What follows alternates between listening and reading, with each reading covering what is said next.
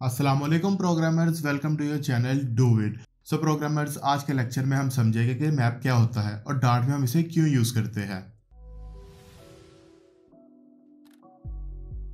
सो programmers, अगर तो आपने मेरी पिछली वीडियो नहीं देखी जो कि लिस्ट के ऊपर थी, तो ऊपर आई बटन से या नीचे डिस्क्रिप्शन से पहले आप वो वीडियो देख ले, उसके बाद आप स्विच करना इस वीडियो में, बिकॉज ये दोनों वीडियो आपस में लिंक है। अब प्रोग्रामर्स, मैप क्या होता है? Map basically similar like to list होता है।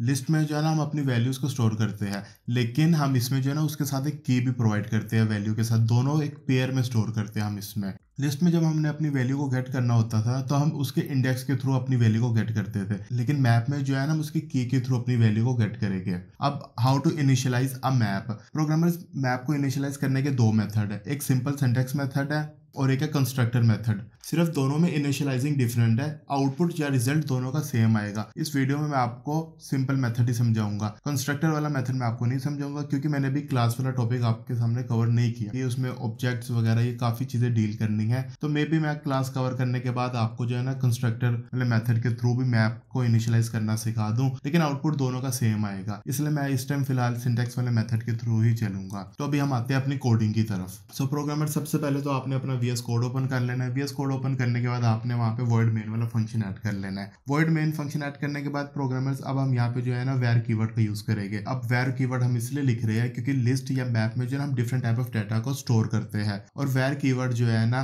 डिफरेंट टाइप ऑफ डाटा को हैंडल कर सकता है, इसलिए हम where कीवर्ड का यूज करेंगे। इसके आगे आपने अपना वेरिएबल का नेम देना है, आप कुछ भी दे सकते हो। मैं इस टाइम मैप स्टूडेंट लिख देता हूँ। मैप स्टूडेंट लिखने के बाद प्रोग्रामर्स, आपने इसके आगे इज इक्वल का ऑपरेटर देना है और करली ब्रेसेस देना है। लिस्ट में जो है ना हम स्क्वायर ब्रैकेट का यूज करते हैं, लेकिन मैप में हमने करली ब्रैकेट का यूज करना है और एंड में आपने सेमीकोलन दे देना है। अब प्रोग्रामर्स, इसके अंदर जो है ना हम अपनी सबसे पहले हमने अपनी की वैल्यू को स्टोर करना है। की को स्टोर करने के लिए प्रोग्रामर्स आपने डबल या सिंगल कोड का यूज करना है, बिकॉज की जो है ना एक स्ट्रिंग टाइप वैल्यू होती है। इस वजह से मैं यहाँ पे डबल कोट्स का यूज करता हूँ। डबल कोट्स का यूज करने के बाद प्रोग्रामर्स यहाँ पे आपने की वैल्यू प्रोवाइड करनी है। आप कुछ भी दे सकते हो, आप की 1 भी दे सकते हो, की वैल्यू 1, या अब ये आप पे डिपेंड है, आपने वो देना जो आपको रिकॉग्नाइज करने में आसानी रहे। मैं यहाँ पे नेम देता हूँ, बिकॉज मैंने इसके आगे नेम ही स्टोर करना है। कोलन दूंगा, कोलन देने के बाद अब इसके आगे आपकी मर्जी है। अगर तो आप स्ट्रिंग वैल्यू को स्टोर करोगे तब आपने डबल या सिंगल कोड के अंदर स्टोर करनी है। अगर तो इंटीजर या डबल वैल्यू होगी तब डबल या सिंगल कोड की जरूरत नहीं होगी हमें।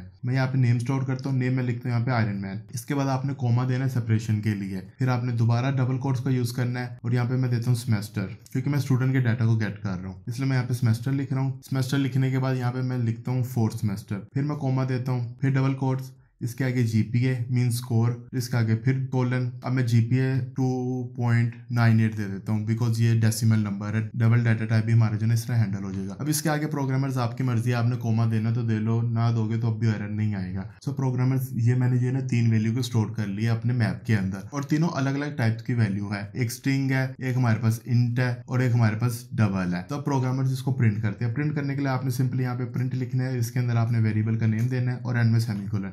फाइल को सेव करके अब आपने इसको रन कर देना है।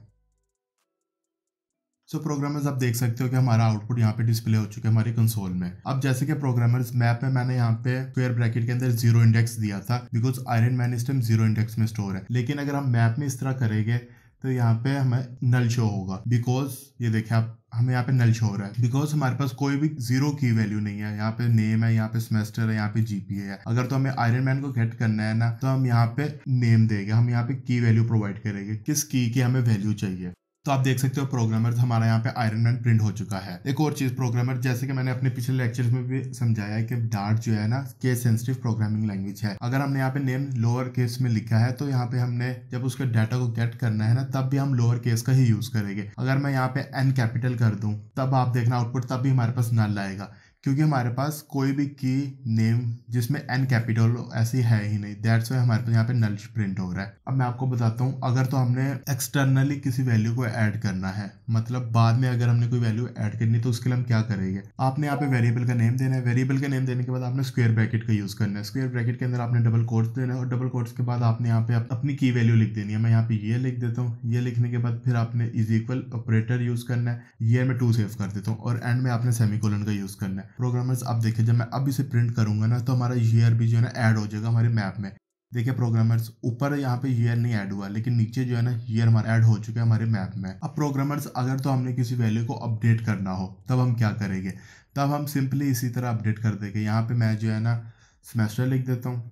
आपने यहाँ पे सिंपली सेमेस्टर लिखना है। अब पहले सेमेस्टर था हमारा 4th, अब जब हमने अपडेट किया ना तो अब देखना हमारा सेमेस्टर 2 हो जाएगा। अब देख सकते हो प्रोग्रामर पहले ऊपर 4 है, फिर नीचे 2 आ चुका है। इसके अलावा प्रोग्रामर्स कुछ ऑपरेटर्स हमारे पास, जैसे कि अगर तो हमने जो है ना, इसको मैं फिलहाल के लिए रिमूव कर देता हूँ।